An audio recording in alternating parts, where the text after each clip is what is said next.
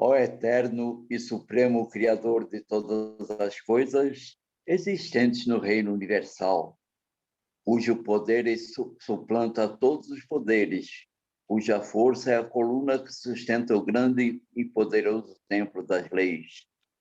Neste momento, nos reunimos em teu nome, a fim de evocar a tua presença entre nós e também de pedir que nos concedas o direito de nossas mentes serem tocadas e iluminadas pelos raios resplandecentes e supremos de tua eterna e absoluta sabedoria.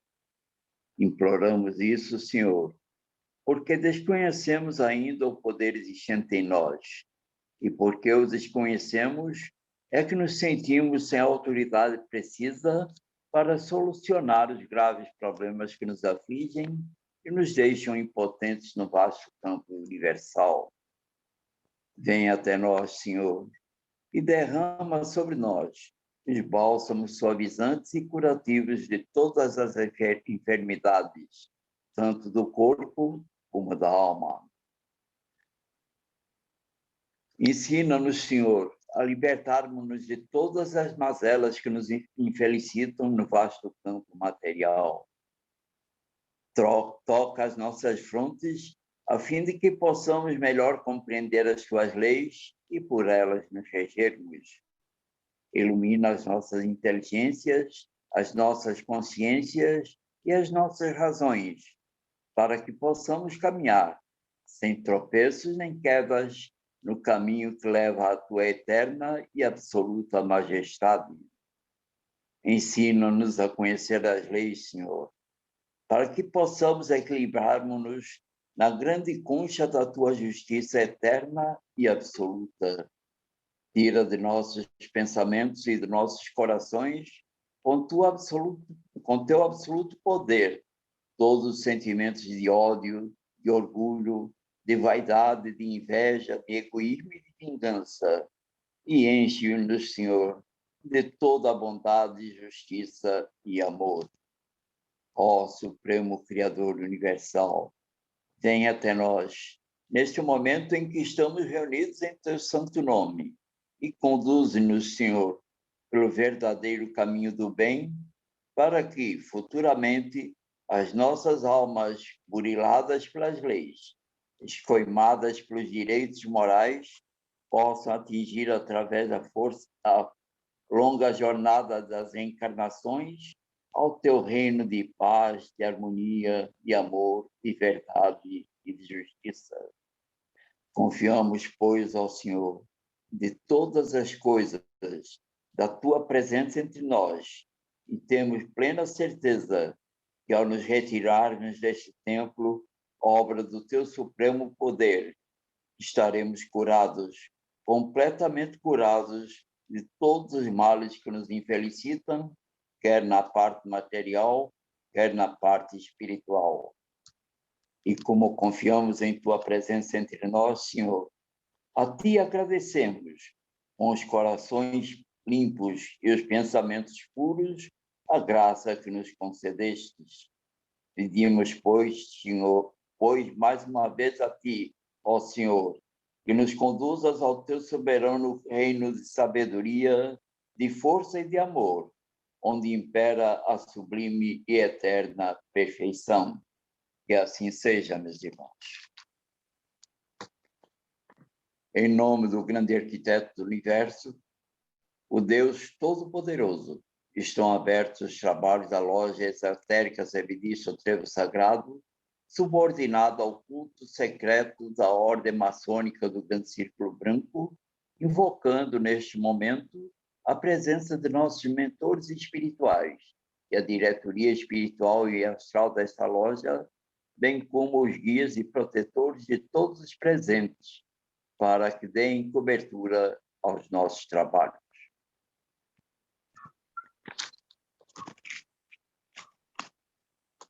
Dando sequência aos trabalhos, vamos dar a palavra ao nosso irmão Jailson para que faça a leitura da mensagem do dia e a sua análise.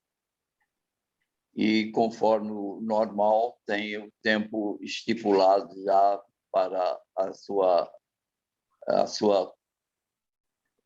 definição, a sua leitura e a definição da mensagem.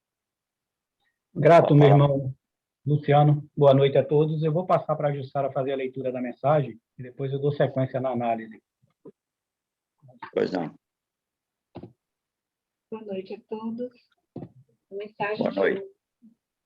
Mensagem 46, de 13 de junho de 1948, trazida pelo nosso querido e amado irmão Pedra Rocha. E assim ela nos traz. A evolução exige uma transformação completa e, por isso, tudo que é falso e mentiroso será destruído, tanto o ideal como toda obra nascida do mesmo. A destruição de Sodoma e Gomorra, os últimos dias de Pompeia, o circo da antiga Roma e os massacres da Inquisição são fatos memoráveis na história universal.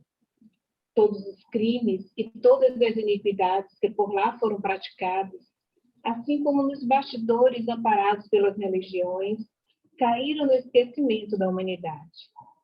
Entretanto, todos os culpados e responsáveis por tais barbaridades foram espalhados por toda parte da Terra em cumprimento às leis que regem o universo, onde nas existências sucessivas reparam as suas faltas e resgatam os seus débitos através do sofrimento, modelador de almas, e são impelidos a marchar sempre pelo caminho da perfeição e do amor.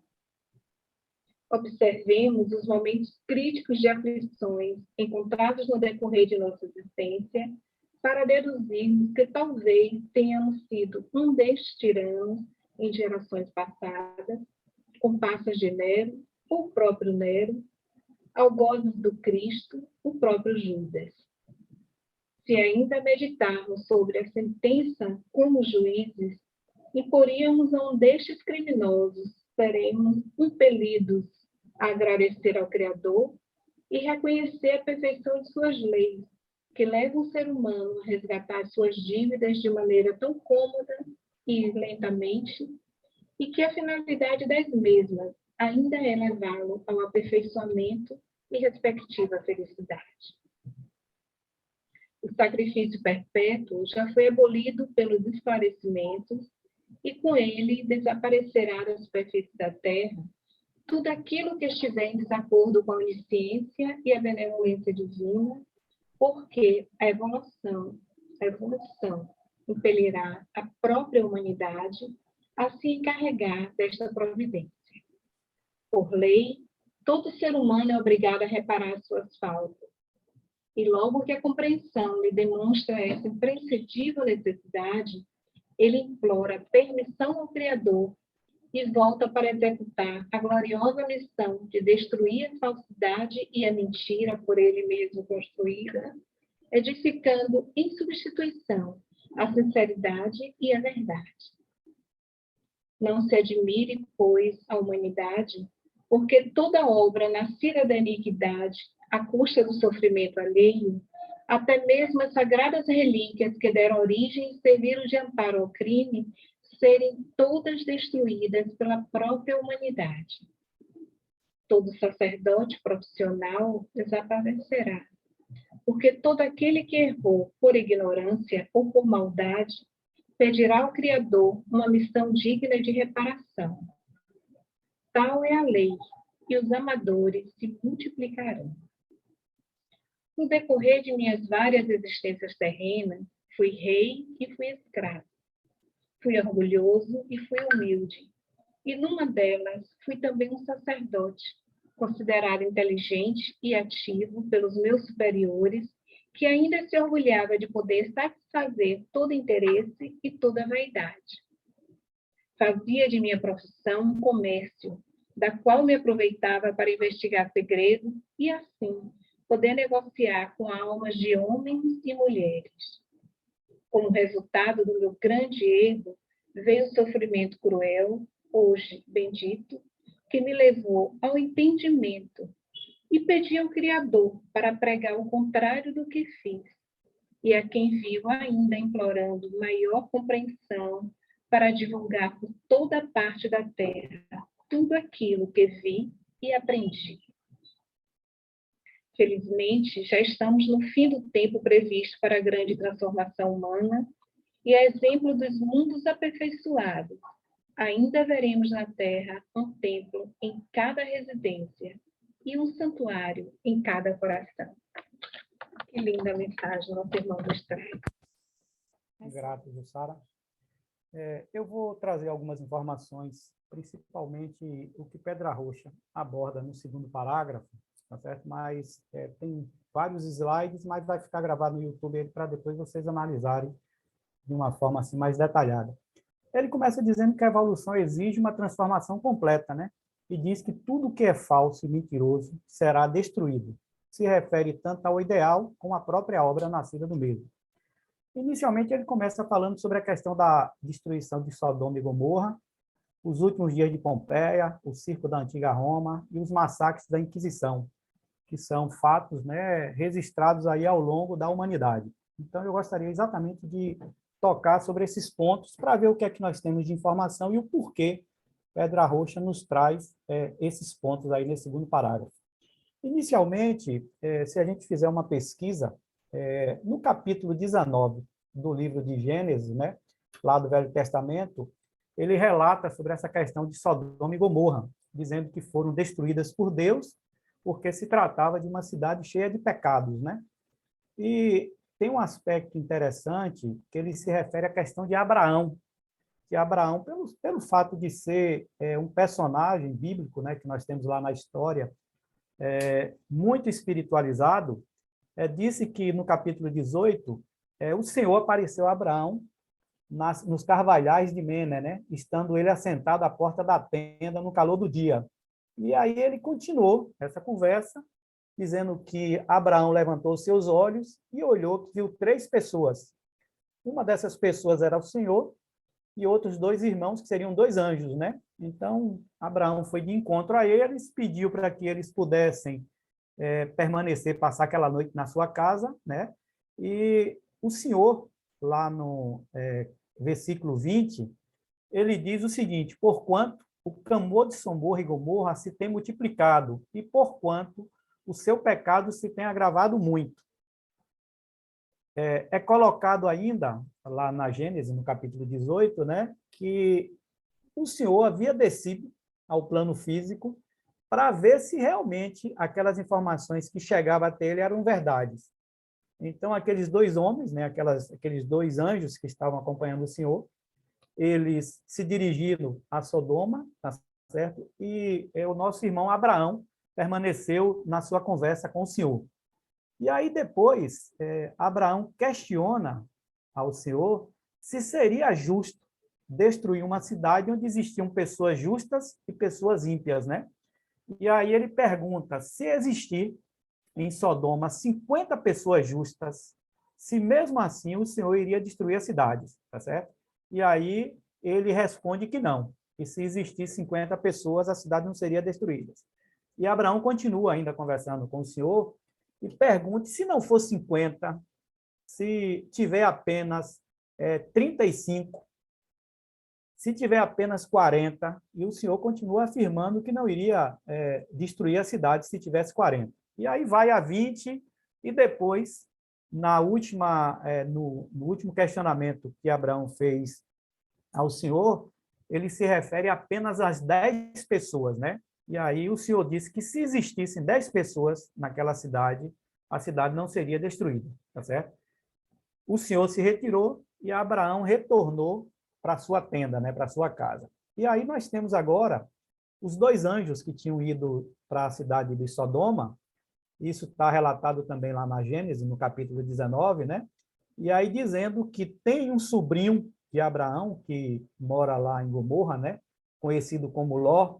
E Ló também, quando percebe que esses 2 anjos estão chegando, eles oferecem abrigo, né, na sua casa para esses 2 anjos do Senhor, tá certo?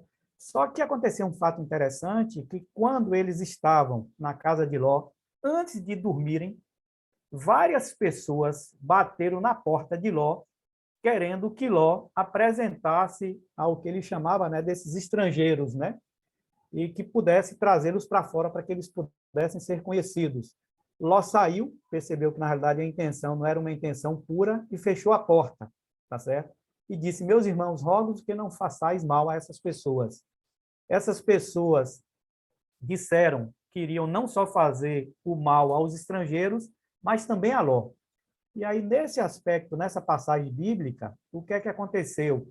Esses dois anjos acabam cegando todas aquelas pessoas que estavam ali na porta de Ló, querendo invadir a sua residência. Tanto os moços como os velhos, né? Então, eles acabaram sendo cegos, tá certo? E aí, esses dois anjos revelam a Ló qual era a intenção de estar ali, que, na verdade, eles foram mandados pelo Senhor para poder destruir essa cidade pelos vários pecados que a cidade vinha cometendo. E ele questiona se Ló tem outros parentes, né? Então, Ló acaba dizendo que tem os seus genros, que os seus genros acabam não concordando em sair da cidade, tá certo? E no dia seguinte, no amanhecer do dia, esses dois anjos acabam retirando Ló, retirando a sua esposa e as duas filhas da cidade, de Sodoma. E aí ele faz um alerta, dizendo que não se deveria olhar para trás. Então, Ló saiu com a sua família, tá certo? E aí, exatamente, esses anjos, né, permitiram que o Senhor mandasse bolas de fogo, né, de fogo e de enxofre, para poder exatamente destruir Sodoma, tá certo? Só que aconteceu um outro fato também interessante, que a mulher de Ló olhou para trás, e neste momento ela foi transformada em uma estátua de sal. E aí a cidade toda foi destruída, Ló acabou se refugiando para as montanhas com as suas duas filhas, porque a esposa se transformou em uma estátua de sal, tá certo? E aí todos os habitantes daquelas duas cidades, tanto de Sodoma como de Gomorra, foram destruídas por Deus, ou seja, como uma forma de coibir aquele pecado de todas aquelas pessoas que estavam morando ali. Abraão acabou percebendo, né, que havia acontecido esse fato, né, porque ele conseguiu ver de onde estava as fumaças, né, que estavam saindo lá dessa destruição. E aí, Pedra Roxa também faz um outro aspecto, que ele se refere à questão dos últimos dias de Pompeia. E lá na cidade de Pompeia, também é uma crença cristã que a cidade, na realidade, foi destruída como se fosse um castigo divino. Mais uma vez, nós somos informados que Deus é um tirano, que Deus, na realidade, tem a intenção de destruir as coisas. E, na realidade, o que aconteceu foi um vulcão, chamado de Vesúvio, que há muito tempo estava, digamos assim, adormecido, e acabou, na realidade, eclodindo esse vulcão e acabou destruindo toda a cidade. Só que tem um aspecto interessante que eu estava analisando no livro psicografado pelo nosso irmão Chico Xavier, há 2.000 anos atrás, tem um capítulo, o 10º capítulo, que é exatamente dedicado a esses últimos minutos, né? Como chama Chico, aos derradeiros minutos de Pompeia. E ele fala exatamente, tá certo? Em uma passagem onde existe um senador chamado de Públio Lentulus, que ele se refere como uma pessoa muito materialista.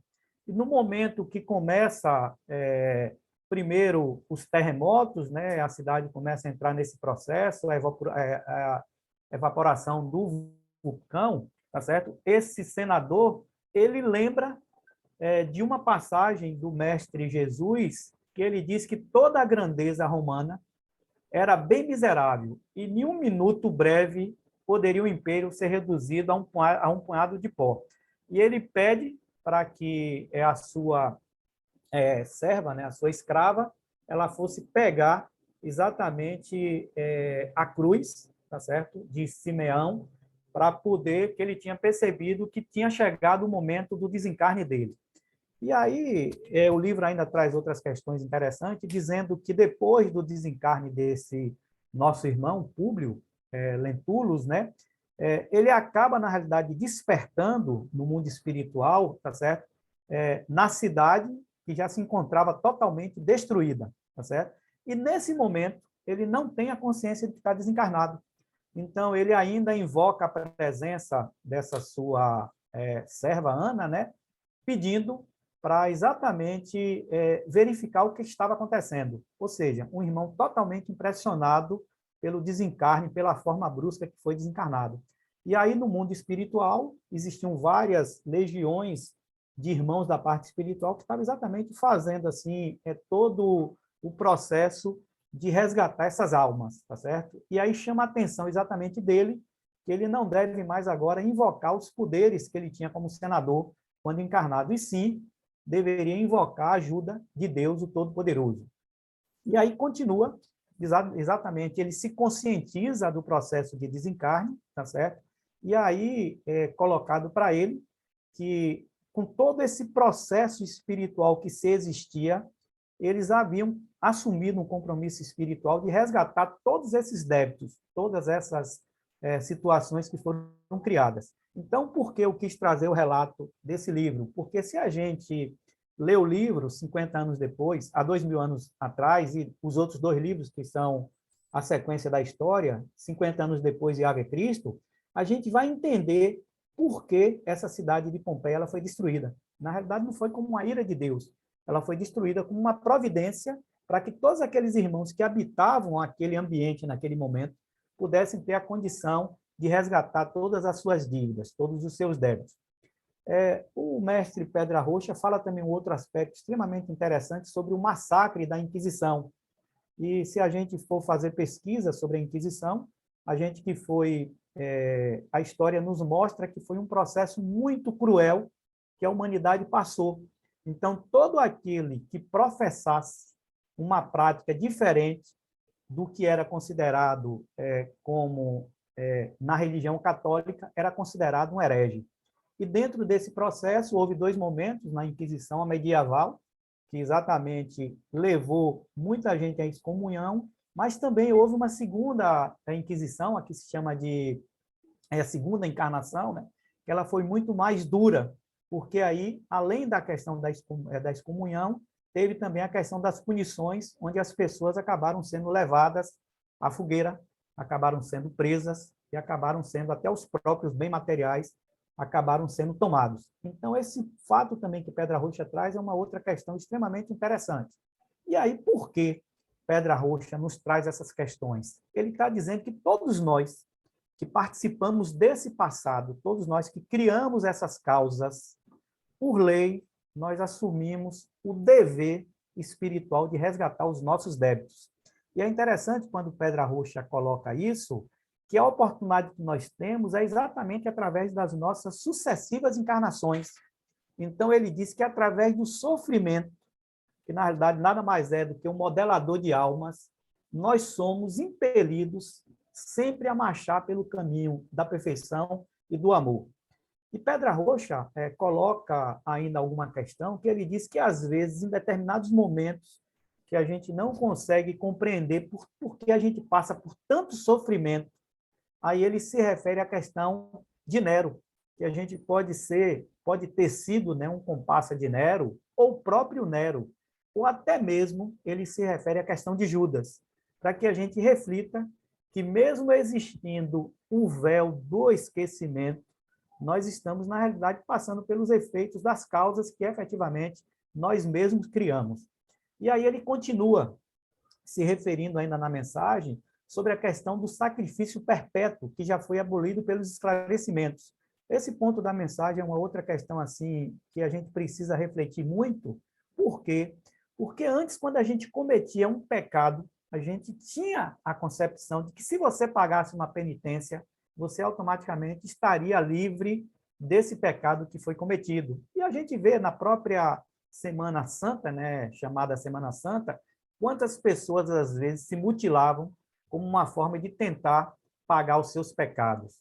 Então, ele está dizendo que nada disso mais está em acordo com a lei divina, não está com a onisciência ou benevolência do Pai, né? Então, ele diz que, por lei, todo o ser humano é obrigado a reparar suas faltas. E essas faltas serão reparadas exatamente através desses nossos processos reencarnatórios. E aí ele continua que a gente não se admire se a própria humanidade, tá certo? De toda obra nascida da iniquidade, as próprias sagradas relíquias forem destruídas pela própria humanidade. Se a gente fizer também uma reflexão sobre essa questão das sagradas relíquias, na realidade, o que é uma sagrada relíquia? É como se fosse uma parte de um corpo de um santo, é como se fosse um objeto utilizado por um santo, ou mesmo parte de suas vestimentas. Então, essa palavra relíquia, ela vem como se fosse resto, significa como se fosse resto, e tem uma questão interessante que a Igreja católica, né, ela estabeleceu 3 tipos de classificações para essa questão dessas relíquias. A primeira classificação seria a parte de um corpo de um santo, né, o fragmento de um osso, unhas, cabelos. A segunda classificação é os objetos, né, parte da roupa, o cajado, os pregos que foram utilizados para poder crucificar o nosso mestre Emanuel, nosso mestre Jesus, né? E a terceira classificação seria exatamente os pedaços de tecido, né, que é exatamente das vestimentas de um santo. E tem um outro aspecto também que é colocado em relação a isso, eu trouxe só 3 relíquias que existem em relação à questão da paixão de Cristo, né? Nós temos o Santo Sudário, né, que seria o mais importante, que é exatamente o pano que cobriu o rosto do mestre. Nós temos aí o Santo Cálice, tá certo? Nós temos o Sudário de Oviedo e nós temos o Lignum Crucis, né, que é um pedaço da cruz que foi exatamente utilizada para crucificar o nosso mestre Jesus. E aí tem uma questão interessante sobre essa questão da vestimenta, né? Tem uma passagem bíblica que fala que existia uma mulher que há 12 anos ela vinha sofrendo com sangramento. Isso está lá relatado lá no capítulo 5, no versículo 25 e 26 de Marcos, né? E um certo dia, ela viu o nosso mestre Emanuel rodeado de várias pessoas e ela acreditava que se ela tocasse na vestimenta do mestre, ela seria curada. Isso também está muito claro, está relatado lá em Mateus, no versículo 20 e 22, e Marcos, no capítulo 5, 27 e 28. E tem um aspecto interessante que ela, na realidade, no momento que ela conseguiu se aproximar do mestre Jesus, e ela ficou imediatamente curada. Só que observe, neste momento, mesmo rodeado de várias pessoas, Jesus percebeu que alguém havia tocado nele. E ele questiona exatamente isso. Os próprios discípulos questionaram, mas mestre, como é que você está dizendo que alguém tocou em você se você está rodeado de tantas pessoas? Mas ele exatamente percebeu que tinha sido exatamente a fé dessa mulher. Essa mulher acabou ficando com medo, né, pelo fato dela ter tocado na vestimenta de Jesus, acabou ficando ajoelhada diante do mestre, e o mestre lhe disse que, na realidade, quem curou ela foi a própria fé. Então, isso aí também faz parte de uma relíquia, a vestimenta do mestre Jesus. E aí a gente continua ainda lá no que Pedra Rocha nos fala, e ele cita um aspecto interessante, que ele diz que todo sacerdote profissional desaparecerá, porque todo aquele que errou por ignorância ou por maldade pedirá ao Criador uma missão digna de reparação. Disse que é a lei, e tudo isso a gente tem que reparar perante as leis. E ele se refere a uma das suas passagens, dizendo que tinha sido também, em uma das suas existências, em uma das suas encarnações, né, tinha sido também um sacerdote, que tinha sido muito agraciado, né, porque tinha muito conhecimento, só que ele utilizava todo esse conhecimento que ele tinha para exatamente comercializar, inclusive, almas de homens e de mulheres. E depois que ele tomou essa consciência, ele solicitou ao Pai, solicitou ao grande arquiteto do universo, para que ele tivesse a possibilidade de fazer um trabalho diferente do que havia sido feito nesse processo reencarnatório que ele teve. E aí, ele exatamente coloca que está exatamente trazendo todo esse conhecimento, todo esse esclarecimento através das suas sucessivas encarnações, através do seu nível de conhecimento, através do seu nível de despertamento, para que ele tenha a oportunidade de reparar todos esses equívocos que eles foram exatamente cometidos. E aí ele finaliza a mensagem dizendo que, felizmente, já estamos no fim do tempo previsto para a grande transformação humana. E a exemplo dos mundos aperfeiçoados, ainda veremos na Terra um templo em cada residência, e um santuário em cada coração. Dentro do nosso sistema solar, nós estamos na terceira posição em relação à questão do Sol, né? E mesmo a ciência material achando que o nosso planeta é o planeta mais evoluído que nós temos dentro do sistema solar, na realidade a espiritualidade coloca que, na realidade, nós não somos o planeta mais evoluído. Nós temos exatamente planetas que têm uma condição de vida muito mais aperfeiçoada do que a gente. O próprio Mestre Jesus dizia que na casa do meu pai existem várias moradas. Ele exatamente estava se referindo a essa questão desses mundos que estão em uma condição de evolução superior ao planeta Terra. E aí, só para que a gente possa concluir a análise da mensagem, eu trouxe alguns pontos aqui, que é colocado pela espiritualidade, que a natureza é constituída de todas as leis do universo. A espiritualidade coloca ainda que não existe o acaso, pois tudo segue a diretriz traçada por Deus. Ele coloca que a lei do karma é aquela lei que ajusta o efeito à sua causa, ou seja, todo bem ou mal que tenhamos feito em nossa vida atual, tá certo? Quer seja boa ou que seja ruim, nós iremos passar pelos efeitos correspondentes, ou dentro da existência atual, ou dentro das nossas próximas encarnações. Ele coloca uma outra coisa interessante, que a lei do karma é imodificável. Nós não temos a condição de mudar o karma, nós não temos a condição de reverter essa situação. E é conhecida, né, a questão da lei do karma em várias religiões como se fosse a justiça celestial. Coloca ainda que existe uma diferença crucial entre o karma e a lei de causas e efeitos. Por que a espiritualidade coloca dessa forma? Porque ele se refere à lei de causa e efeito como se fosse a questão do nosso livre-arbítrio. A gente escolher aquilo que a gente quer fazer. Considera a possibilidade que a gente tenha a condição de mudar. Se a gente vai fazer escolha boa ou se a gente vai fazer uma escolha, digamos assim, que vai de encontro à lei, tá certo? E a lei do karma, na realidade, essa a gente não tem a condição de modificar. Por que a espiritualidade coloca dessa forma? Porque todo ato que nós praticamos em uma determinada existência, que a gente não tem a possibilidade de passar pelo efeito dentro da própria existência, se transforma em um processo kármico. Ou seja, se você tirar a vida de alguém nesta sua existência e você não for também assassinado por alguém, você vai deixar dentro do seu processo espiritual, dentro do que nós chamamos de registro acásico, uma necessidade de que você vai voltar em uma outra existência e você vai precisar perder a vida para que você possa, digamos assim, corrigir aquele efeito daquela causa que você criou. Então, qual é o sentimento, meus irmãos, que eu tenho em relação a essa mensagem trazida por Pedra Roxa? Por isso que eu fiz a questão de trazer essas informações sobre Sodoma, sobre a questão aí de Pompeia, sobre esses pontos colocados com ele, quando ele se refere à questão de Judas, à questão de Nero, é que nós temos uma concepção equivocada ainda, que quando nós criamos o mal, nós estamos condenados ao que se chama aí, pelas religiões, ao inferno. E, na realidade, não é isso que acontece.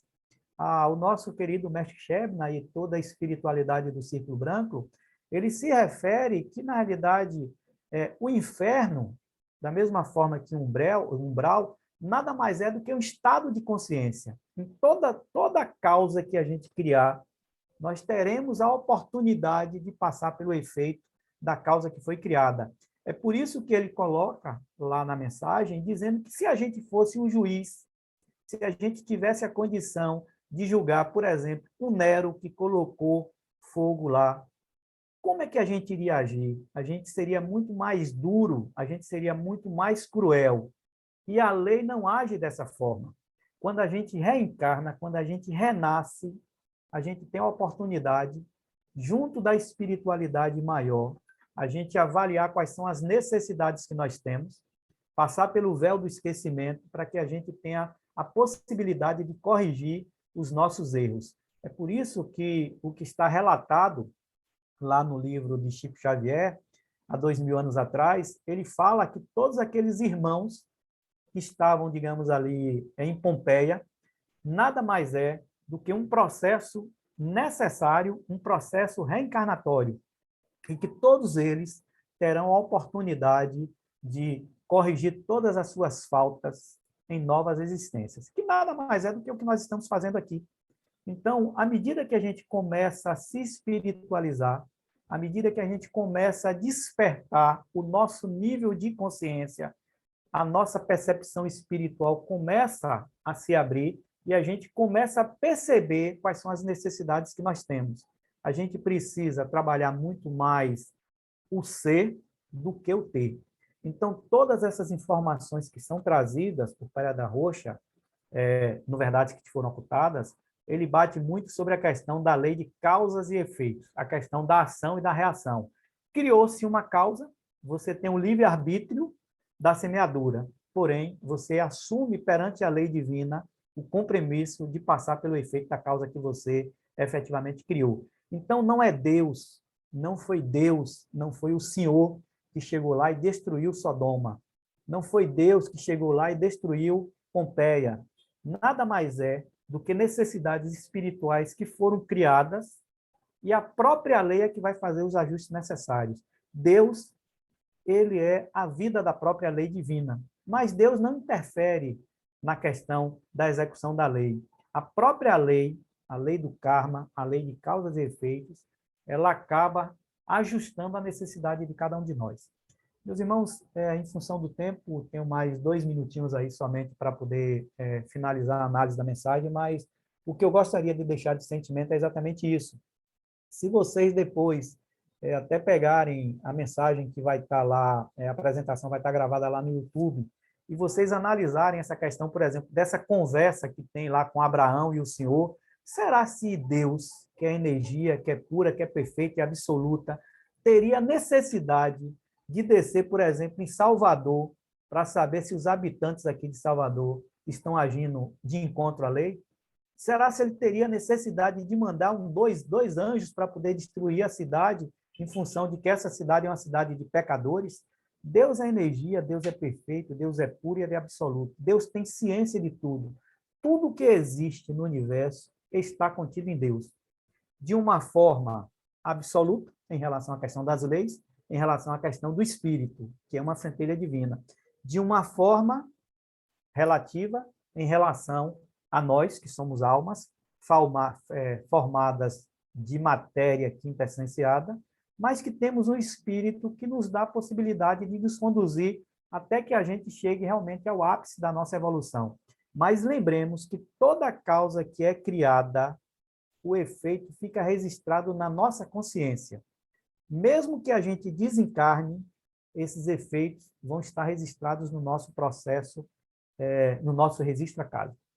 Irmão Luciano, quero lhe agradecer pela oportunidade mais uma vez, tá certo? Tive que passar um pouco rápido aí as informações que tem nos slides, vocês podem verificar, tá certo? Mas que Deus, quando precisar entrar em conexão com cada um de nós, ele não vai precisar descer para o plano físico, não vai precisar se materializar, que é o que, infelizmente, essa passagem bíblica nos mostra, né? Como Deus se fosse um ser humano, quando, na realidade, Deus é o grande arquiteto do universo, que é puro, que é perfeito e absoluto.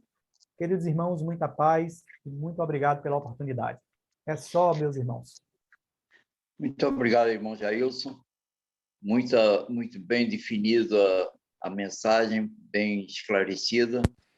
E eu só acrescentaria que tudo, como você mesmo falou, tudo são leis.